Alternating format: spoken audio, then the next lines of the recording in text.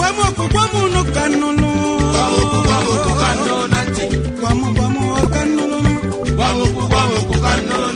I want to say emphatically that any Igbo man in Anambra State who joins APC for as long as Nnamdi Kanu is languishing in jail is a saboteur. The circumstances the Igbos find themselves is no more democratic. It is existential. We are now fighting for our own existence. And anybody that supports the institution that makes it impossible for us to survive becomes suspect. Odima, Igbo ndị ọma nwe m na ndị m nwe, ana m ekene unu. Tata, ihe bupụtara m ebe a bụ ihe na-eme m obi ọjọọ. Ihe a na-eme m obi ọjọọ, ama m na gị onwe gị n'ụkwa ya, o nwere ike ime gị obi ọjọọ, ma ya bụrụ na ị bụ ezigbo nwa afọ Igbo. Ọ na-eme m obi ọjọọ na ụtara ahụ ndị Igbo ya ebu eze. Ọ na-eme m obi ọjọọ na oke ruo ndị Igbo n'aka asị ka ekegharịa ya. Ọ na-eme m obi ọjọọ na ụbọchị ndị Igbo gara nta ka edi ma ọ bụ ele niile na-arị elu ọjị. Ọ na-eme m obi ọjọọ na ụbọchị ndị Igbo ga-aga ịchọ nwaanyị ndị ara niile ete mekọp kwụrụcha n'iro. Ọ na-eme m obi ọjọọ na tata onwezi ihe eji ndị Igbo wee kpọrọ n'obodo a bụ Naịjirịa. Ọ na-emekwa m obi ọjọọ na o nwere onye a na-asụ anya taa n'ala Igbo. Ọbụladị okpokiri nke niile ebe niile, anụ mpam nke niile ebe niile, anụ ọhịa maka na ọhịa ọ bụ dịka aha ya si wee dị, edi abalị, asarị dọkụbọ. O nwee ebe o kwuru okwu wee sị, a sị na Ikemba Nnewi dị ndụ taa, ya kara ịga garịọ ya arịrịọ maka ihe ndị nna nna ya ha mere ndị Igbo mgbe a lụrụ agha Biafra. Nke pụtara na taa o nwere ozi onye ọ ga-arịọ ya bụ arịrịọ maka onwe onye ọzọ a na-asụ anya. Ọ na-eme m obi ọjọọ na ihe ruo ndị Igbo n'aka atụgharịa ya. Mana n'agbanyeghị na ihe ndị a niile na-eme m obi ọjọọ, ana m ekenekwa ụnụ nwa bụ ụmụafọ Igbo ebe ọbụla unu nọ. Imerime n'ime ụnụ bụ ndị zitara m ozi, ma ndị siri m ngwa lekwa nke a were, ngwa ji nke a goro keeki, ji nke a goro mmanya, ji nke a kwado ka isi eme ememe ncheta ọmụmụ gị bụ nke anyị mere ụnyaahụ gara aga. Ana m ekene unu niile. Ọfọ niile unu gọrọ m, ekpere niile unu kpere m, ọ ga-adị etu aha n'isi m nakwa n'isi unu. Ndị niile nyere m were dịka nna m na-asị na onye nyere ya otu peni enyeghị ya na ya ejighị, kama na ihe o nyere ya bụ ya tinye na nke aha ya ji. Ndị niile nyere m, okike abịama ga-enyekwa unu. Ndị nọpụtakwara na inye m n'afọ a betide yibe mgbe ọ na-ala, afọ ọzọ na-abịa abịa. Ife merọ n'izu o mee n'ọnwa. Otu n'ime ihe ndị a m gụpụtasịrị ebe a m si na-eme m obi ọjọọ bụ nke a. O nweghị onye na-amaghị na abịa n'obodo a bụ Naịjirịa taa ma ọ bụkwa na mba ụwa niile, ụlọ ikpe a na-akpọ Supreme Court n'asụsụ Igbo ya bụ okpesịa ọgwụ. O nwezi ebe ọzọ ị ga-ebi ikpe ga-aga belụsọ bụ n'eluigwe.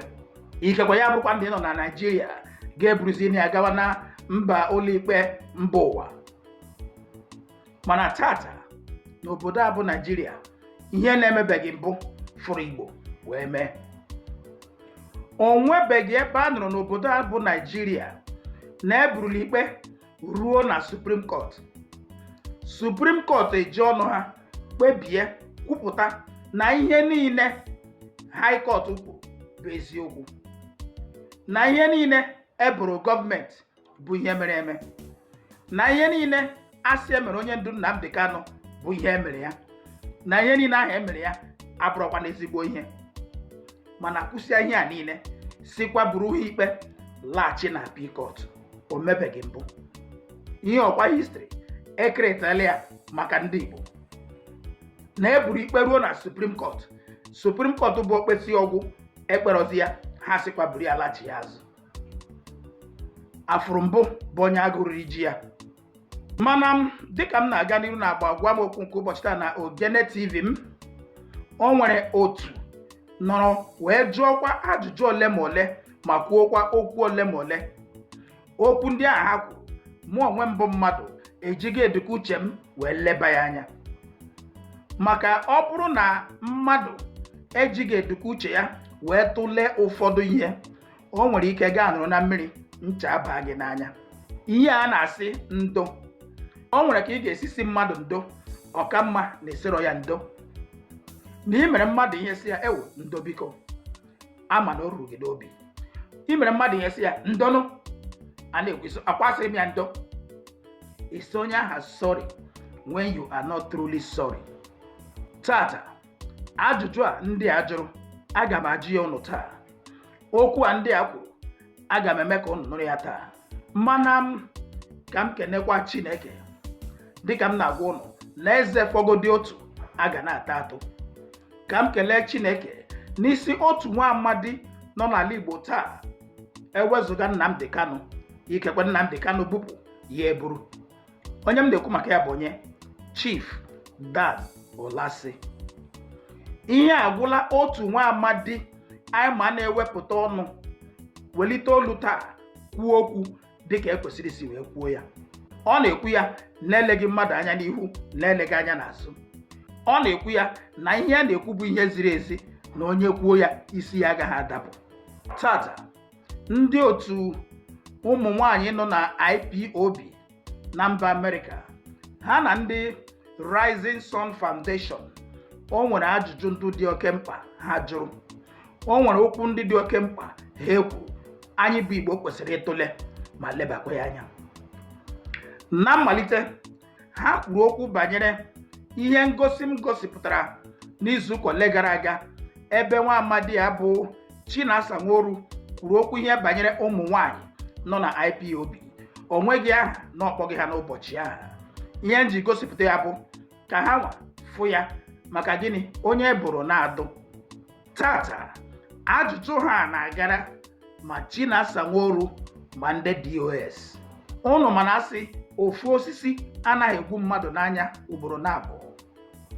Ọ bụrụ na ị ga-echeta na tutu arara onye ndu taa wee ranye n'aka ndị iro, na o nweburu mgbe asị na enyere ya bail. Mgbe ahụ enyere ya bail, ọ nọ n'ụlọ nne na nna ya na Afara Ukwu Ibeko, ebe aha ka ọ nọ. Ndị a bụ ndị oji egbachi eburu egbe ga ebe ahụ ka ha napụ ya ndụ ya. Mana dịka Chineke si eme ihe, ya mevu tutu arazie ya wee nye n'aka ndị iro. Otu ajụjụ ụmụ nwaanyị a na-ajụ taa bụ nke a, na tutu arara ya nye n'aka ndị iro, na ha gbara mbọ were okwu banyere onye ndu gaa na United Nations. Ruo ebe ahụ, ụlọikpe United Nations ekpesịa wee sị ndị Naịjirịa hapụnụ onye a na-emetụghị aka ọbụla, unconditional release. N'aka United Nations nyere judgment ya, na-ajụzi ndị DOS na Chinasa Nworu kedu ihe mere eji zode ya bụ mkpebi okwu. Kedu ihe mere eji ekwughị okwu ya ka o ruo mba ụwa ntị, ka o ruo Nigeria gọọmenti ntị, tutu ruo mgbe eji kpee ikpe nke ekpere bụrụkwa ikpe lachi ya na appeal court. Ha na-ajụzi ugbu a na tata, ebe a na-anaghị ekwuzi okwu unconditional release, ihe a na-ekwuzi okwu ugbu a bụ bail. Na bail a na-ekwu okwu ya, o nwekwara onye na-eleba anya na ihe metụtara nchekwa onye ndu ya bụ security ya, ma ọ bụrụ na emesịa echi si na enye ya bail, ka ọ bụ na a sịrị ya ngwalawa anyị ahapụla gị tupu ya eruo be ya. Ihe dị abụọ otu eme, ka ọ hapụkwa ibu na eburu nwatakịrị nnu wee hapụde ya mmiri. Ha na-ajụ kedu ihe banyere security ndụ ya. Nke a bụ ajụ nke izi. Na nke a ha na-ekwuzi okwu ugbu a, ma ọ bụ a na-ekwu okwu bail, o nwekwara onye na-eleba anya na ihe banyere ahụike onye ndu, maka na ka ọ dị ugbu a, ya bụ nwa amadi ejighị ahụ na o nwere ụmụ ihe ndị dị aṅaa na-enye ya nsogbu dịka cardiac diagnosis o mere. Na tata, ọkwa ọbụrụ achịsị na achọrọ inye ya bail, abịa gosịara ya emele nke a, ị gaghị aga mba ọzọ, ị gaghị ewepụta isi, ị ga na-anọ n'ime ụlọ site n'otu ruo n'abalị, ị gaghị anọkọtasị na ị na-apụ apụ, weta akwụkwọ ikikere iji eme njem nke na-akpọ international passport, anara ya dobe. ọkwa bụghị ihe ndị ga-abụ kọndishọn eji enye ya bel. Ajụjụ ọzọ ha jụrụ bụ nke a: kedụzi ihe unu jiri hapụ usoro na-ezighị ezi esi wee gaa nwụrụ ya na Kenya, ya bụ nke ndị bekee kpọrọ extraordinary rendition, were kpọta ya na Nigeria bịa na-ekpe ya ikpe n'ụzọ na-ezighị ezi? United Nations asị mba, unu emene ya. Kedụzie ihe eji na-aga n'ihu na-ekpekwa ya bụ nwa amadi ikpe ruo nke ikwu eziokwu bel ugbu a? Ajụjụ a niile bụ ajụjụ ụmụ nwanyị ndị tikọrọ isi ọnụ, bụ ndị nke nwere ihe ha na-eme eji wee mara ha nọ na mba Amerịka.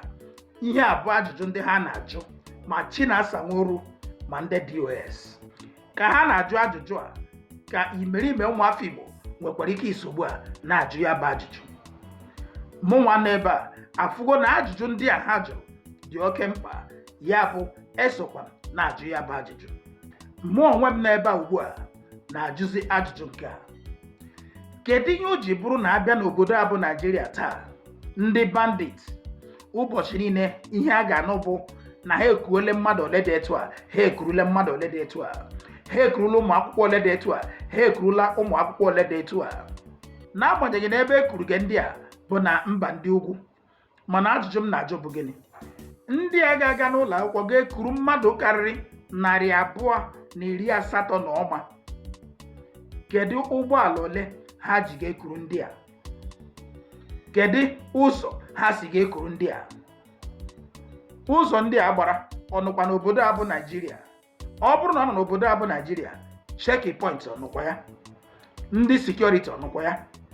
Etu o si bụrụ na ị chọrọ ịga ala Igbo, gị gbaa site nga ruo nga gafee otu checkpoint, gị gbaa site nga ruo nga gafee otu checkpoint, o sikwa etu a wee nọ na mba ndị ugwu. Ọ bụrụ na ndị a ga-ekuru ụmụaka ole a na-ekwu okwu ya wee na, ihe ọ pụtaziri bụ onweghị onye nọ n'ụzọ were osisi dochie ụzọ eji eme road block for checkpoint. Otu onye chịburu obodo a bụ Babangida ekwuole ya na arụ na mpụ nnọfe ha otu ụbọchị aka gọọmenti dị ya.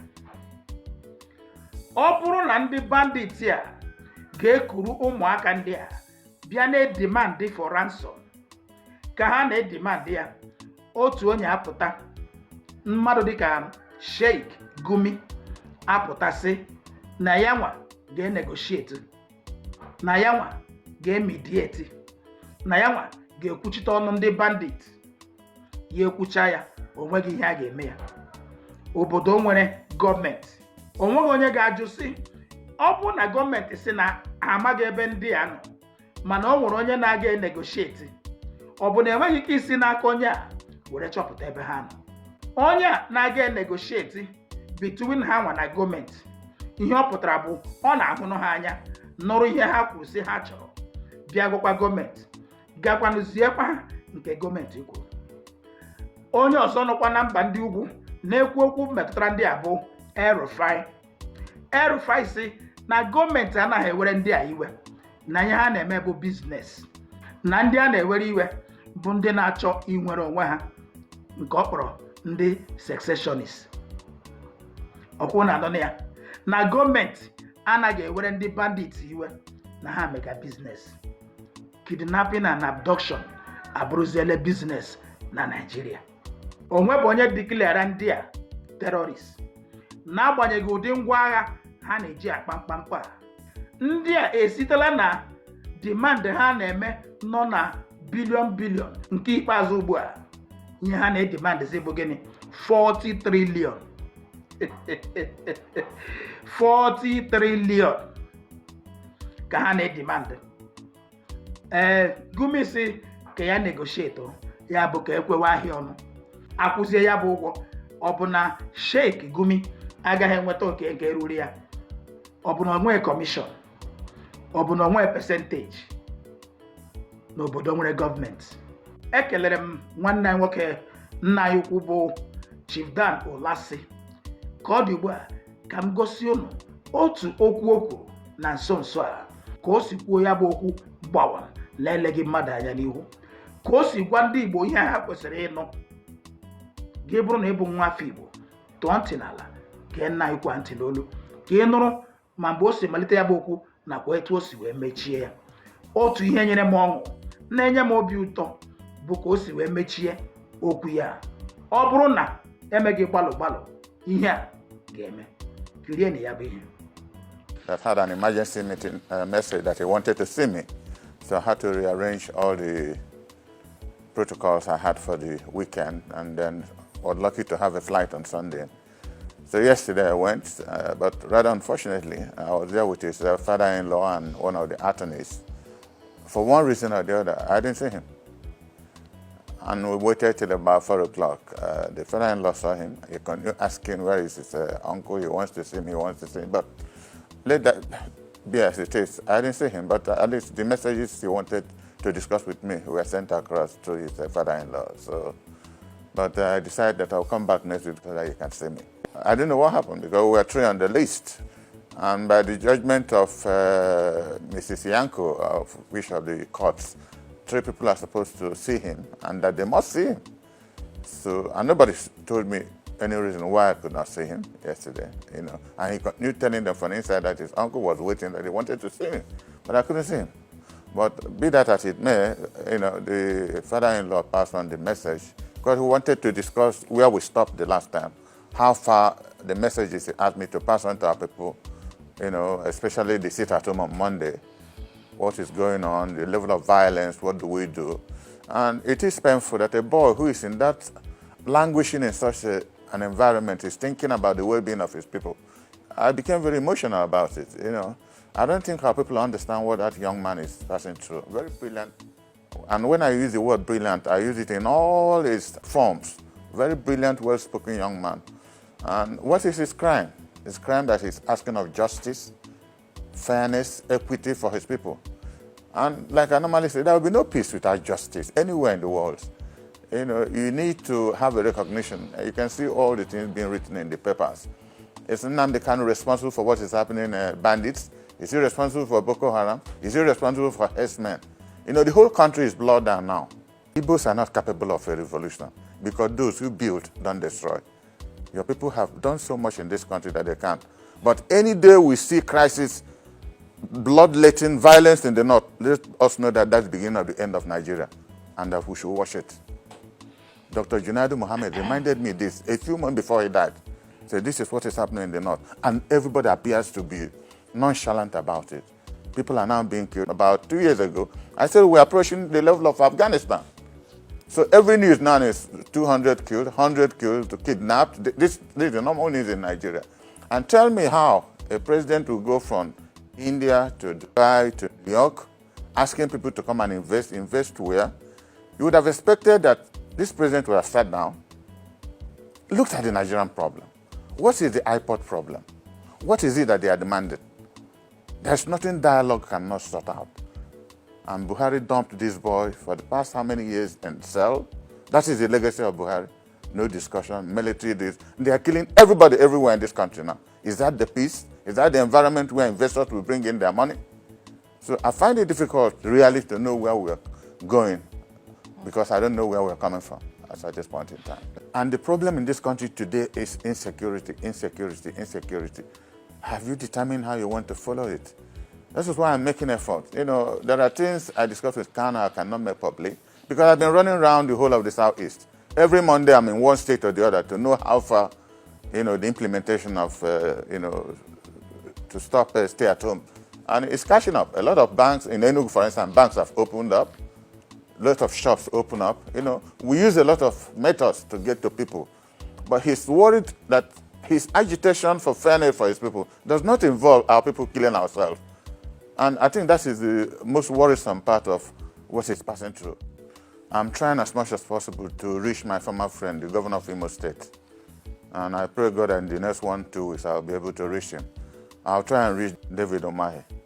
These are 2 prominent Igbo sons who are, one is a governor. David Umahi, to all intents and purposes, was one of the best performing governors in this country. What I'm saying is that we need their influence to put our people together, all our governors, with our legislators, especially at the federal level, to approach the president of this country and ask. We're not begging. The Court of Appeal has discharged this boy from all the charges leveled against him to ask for his discharge. For his release. If Nnamdi Kanu is released today, there will be 90% peace in the Southeast. A lot of people are carrying out criminal activities on the basis of the fact that he's being detained unjustly.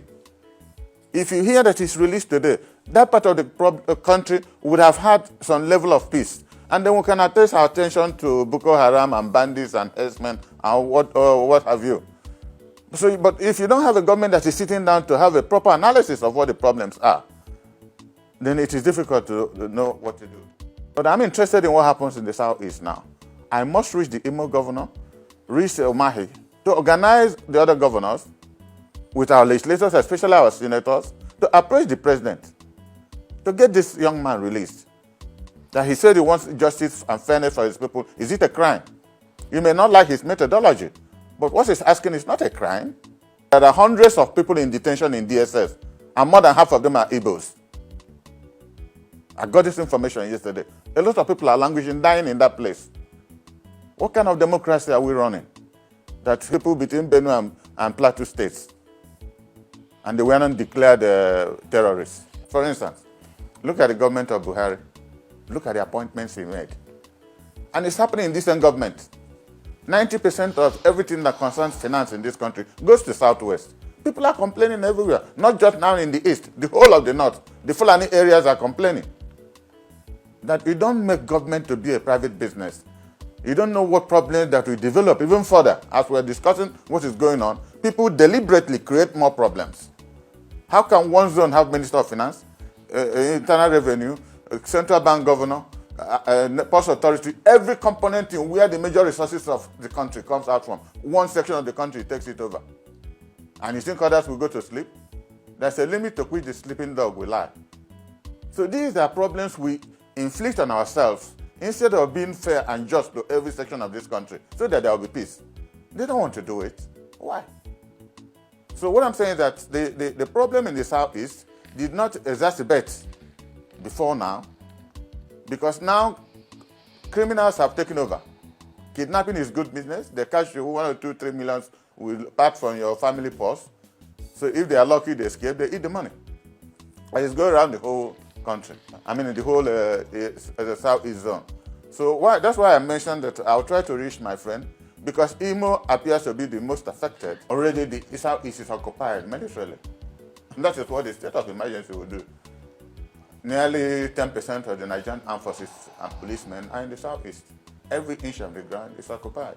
But still, the violence is going on, which shows you that somebody somewhere can help stop that violence. I have gone around the whole of the Southeast to know that even though people don't say it, the love and trust they have on Nnamdi Kanu, you can't begin to imagine it. They believe that he represents the summary of all the ills the Igbos have suffered in this country. That's their belief. Whether rightly or wrongly, they believe that. Most of us believe that, including myself. He is the only voice that we hear now with everything happening around our place.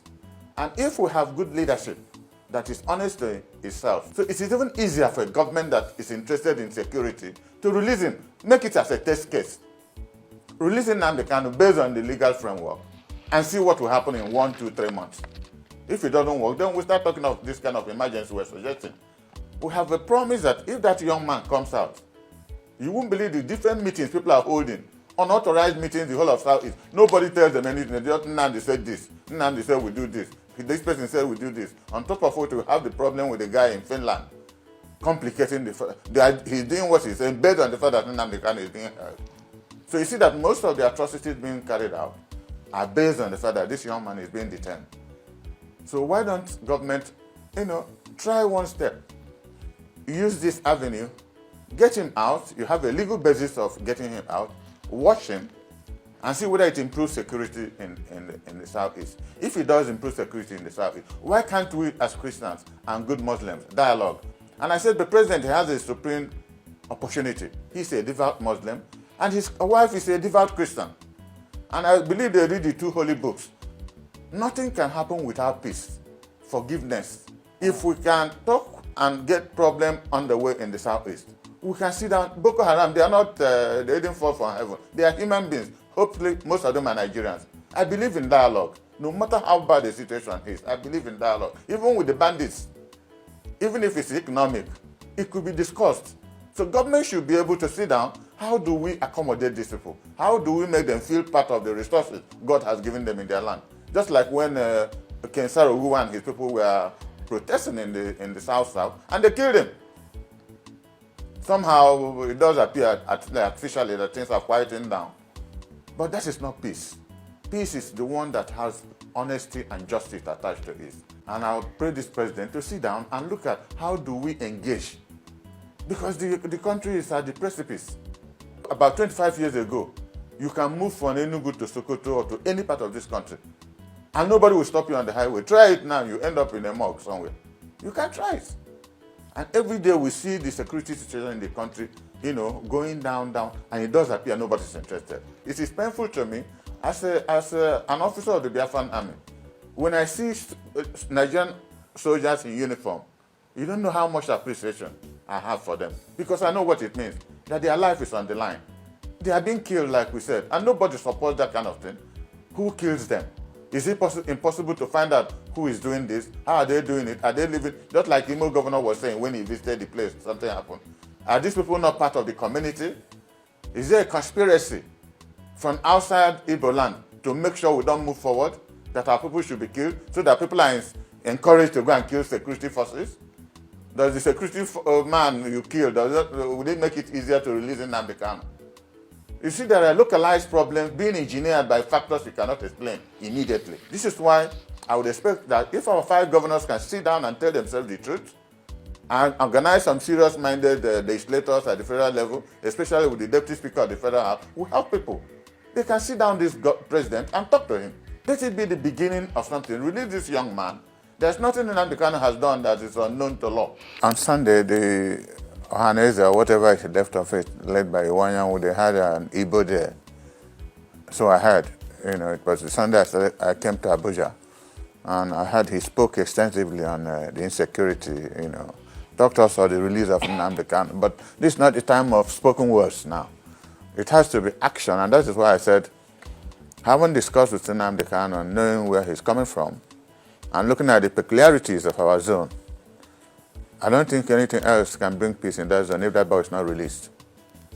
If that boy is not released, nothing will bring peace. It will get worse and worse.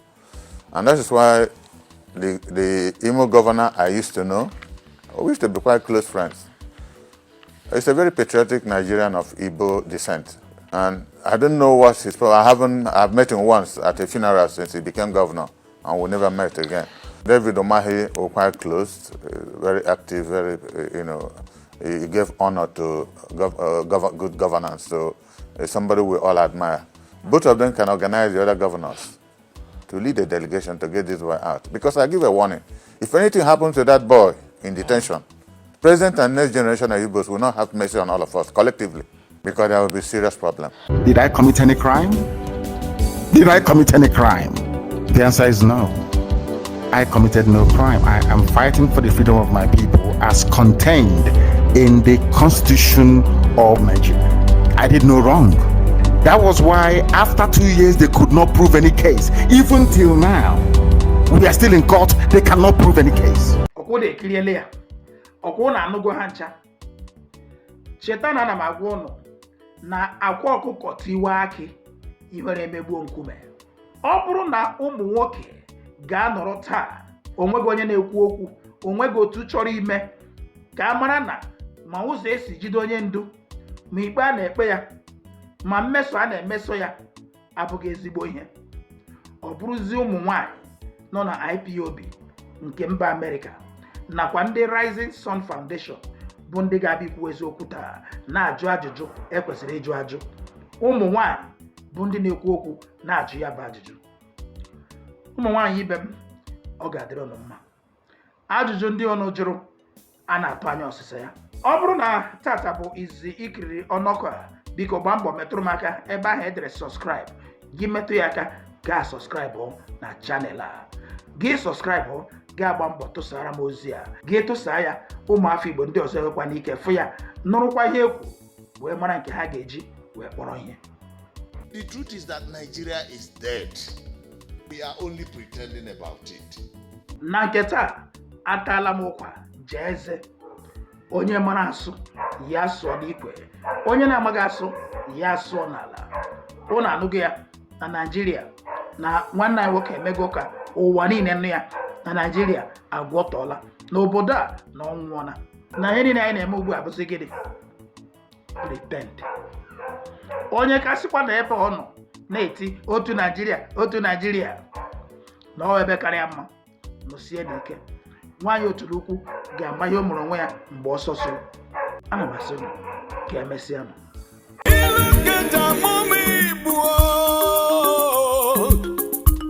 Ejirimara Ndigbo